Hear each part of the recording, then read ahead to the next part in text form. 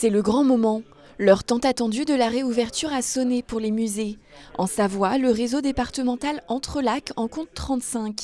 D'ici la fin du mois, une vingtaine d'entre eux auront rouvert leurs portes.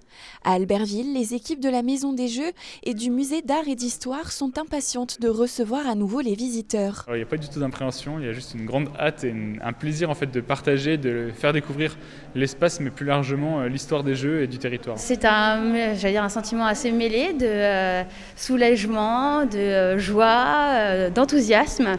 Parce que 6 mois et demi de fermeture, c'est quand même pas anodin pour la vie d'un musée qui a la vocation justement d'accueillir du public, d'être ouvert, de transmettre de la connaissance, de pouvoir être aussi un lieu de détente.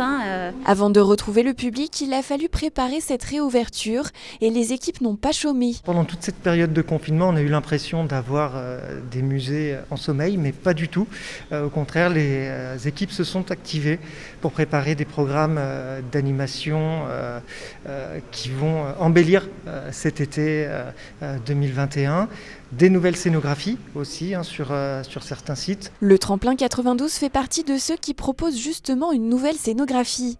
Le musée de la Maison des Jeux Olympiques a un nouveau visage qu'il n'a pas pu montrer complètement au public. Depuis le 19 mai, il est donc possible à nouveau de s'imprégner de l'histoire des Jeux de 1992. À partir du 31 mai, une exposition temporaire permettra également une immersion dans le monde de l'escrime. On parlera de l'histoire de l'escrime, l'imaginaire collectif de l'escrime. Il y aura pas mal de modules interactifs qui permettront de mettre en valeur, d'expliquer ce qu'est cette discipline un peu particulière qui attire souvent l'œil.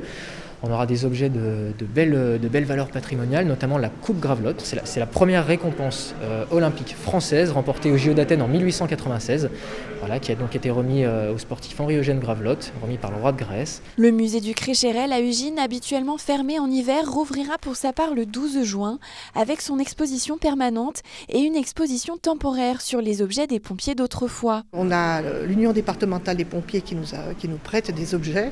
On a déjà des objets qui font partie de nos collections et on a l'amicale des pompiers d'Ugine qui nous aide énormément et qui nous ont prêté 22 fusils qui étaient propriété des pompiers et qui datent de 1830. Pour soutenir les musées touchés par ces périodes de fermeture, le département de la Savoie a mis en place un fonds spécial de 100 000 € à destination des structures privées ou portées par des collectivités territoriales. À ce jour, 18 établissements ont déposé un dossier pour bénéficier de cette aide.